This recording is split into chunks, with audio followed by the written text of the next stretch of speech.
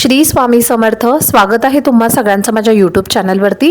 आजचा दिवस तुम्हा सर्वांना खूप छान सुखाचा आणि आनंदाचा जाऊ देत हीच मी स्वामींच्या चरणी प्रार्थना करते आणि आजच्या व्हिडिओला सुरुवात करते। पण त्या अगोदर तुम्ही माझ्या चॅनलवरती जर नवीन असाल तर चॅनलला सबस्क्राइब नक्की करा। त्याचबरोबर कमेंटमध्ये श्री स्वामी समर्थ लिहायला अजिबात विसरू नका। आजपासून पितृपक्षाला सुरुवात झालेली आहे आणि या पितृपंधरवड्यामध्ये आपल्याला अतिशय प्रभावशाली असा हा उपाय करायचा आहे। पितृदोष असेल तर आपल्या घरामध्ये खूप भांडणं होतात, अगदी छोट्या छोट्या कारणांवर सुद्धा नको ती भांडणं होतात आणि ही जी भांडणं आहेत तर ती खूप मोठ्या थराला सुद्धा जात असतात। त्याचबरोबर मुलांची प्रगती होत नाही, अभ्यासामध्ये त्यांची प्रगती होत नाही, पतीची सुद्धा प्रगती होत नाही, नोकरीमध्ये पती ज्या ठिकाणी काम करत असतो तर त्या ठिकाणी त्याची प्रगती होत नाही। त्याचबरोबर आपल्या ज्या काही इच्छा असतात तर त्या इच्छा सुद्धा पूर्ण होत नाहीत आणि आपली स्वतःची सुद्धा प्रगती होत नाही। घरामध्ये आपल्याला कोणत्याही प्रकारचं काम करावं असं वाटत नाही, काम करण्याचा आपल्याला आळस येतो, कंटाळा येतो। त्याचबरोबर आपल्याला सतत घरामध्ये झोपून राहावं असं वाटतं। तर अशा ज्या काही अनेक अडचणी असतील तर समजून जायचं की तुम्हाला पितृदोष आहे। त्याचबरोबर अजून एक तुम्हाला महत्त्वाचं कारण किंवा लक्षण तुम्ही याला म्हणू शकता तर ते मी तुम्हाला सांगते। जर तुमच्या जेवणामध्ये सारखेच केस निघत असतील, म्हणजे जर स्वयंपाक करत असताना किंवा स्वयंपाक केल्यानंतर आपल्या जेवणामध्ये जर सारखेच केस निघत असतील तर समजून जायचं की तुम्हाला खूपच प्रखर पितृदोष आहे। तर त्यासाठीच आपल्याला अगदी साधा आणि सोपा उपाय करायचा आहे। तुम्हाला माहितीच असेल की या पितृपंधरवड्यामध्ये दानाला आणि स्नानाला अतिशय महत्त्व असतं।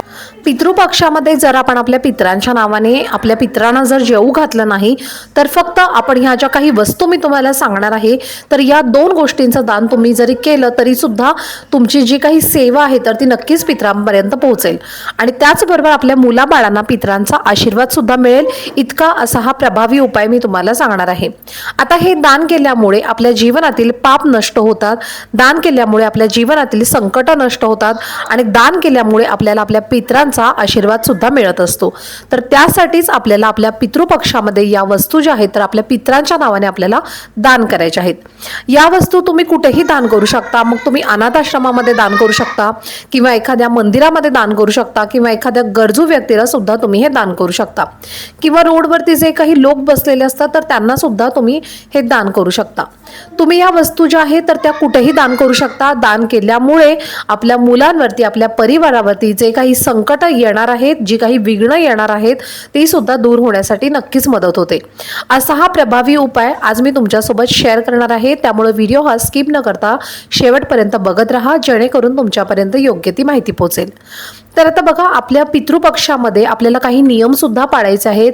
तर या नियमांमध्ये सर्वात महत्त्वाचा नियम म्हणजे आपल्याला आपल्या बोटांची नखं कापायची नसतात, त्याचबरोबर आपले केस जे आहेत तर ते सुद्धा आपल्याला कट करायचे नसतात, दाढी करायची नसते। पण आता नोकरी असल्यामुळे किंवा आता धावपळीचं जीवन असल्यामुळे या सर्व गोष्टी आपल्याला पाळता येणं शक्य नाही।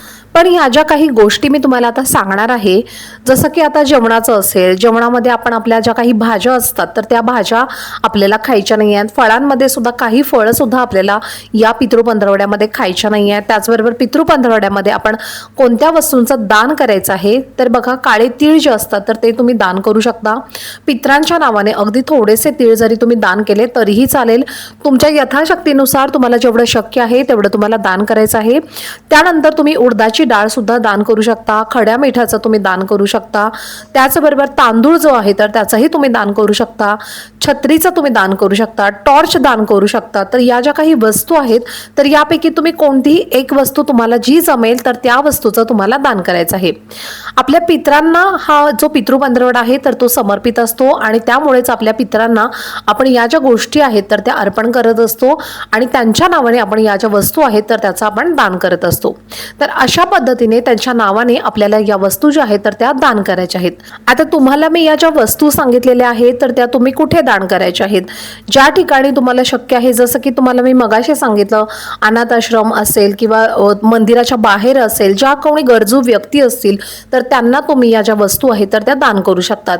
तर या वस्तू दान केल्यामुळे तुम्हाला तुमच्या ज्या काही अडचणी असतील आणि तुम्हाला जर असं वाटत असेल की आपल्या जीवनामध्ये कधीही पितृदोष नसावा, आपल्या जीवनामध्ये आपल्या मुलांना सुद्धा कधीही पितृदोष नसावा, तर या ज्या वस्तू आहेत तर या वस्तूंपैकी एक वस्तूचं दान तुम्हाला नक्की करायचं आहे।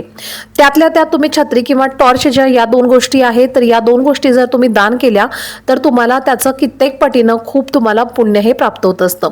तर तुम्हाला जर शक्य असेल तर तुम्ही या 2 वस्तूंपैकी एका वस्तूचं नक्की हे दान करा. जर तुम्हाला शक्य नसेल तर तुम्ही इतर वस्तू ज्या मी सांगितलेल्या आहेत तर त्यापैकी एक वस्तू तुम्ही दान केली तरीही चालेल. जेव्हा तुम्ही या गोष्टींचं दान कराल तर तेव्हा तुमच्या जीवनामध्ये चमत्कारिक बदल हे घडायला सुरू होतील. त्याचबरोबर तुमच्या ज्या मुलांची प्रगती आहे तर ती प्रगती सुद्धा होईल, तुमच्या पतीची प्रगती होईल आणि तुमच्या घराची सुद्धा प्रगती होईल आणि तुमची स्वतःची सुद्धा प्रगती नक्कीच होईल. तर त्यामुळे तुम्हाला जर शक्य असेल तर तुम्ही टॉर्च आणि जी छत्री आहे तर ती दान करायला अजिबात विसरू नका. त्याचबरोबर तुमच्या पितरांचा जो काही कृपाशीर्वाद आहे तर तो सुद्धा तुम्हाला नक्कीच प्राप्त होईल.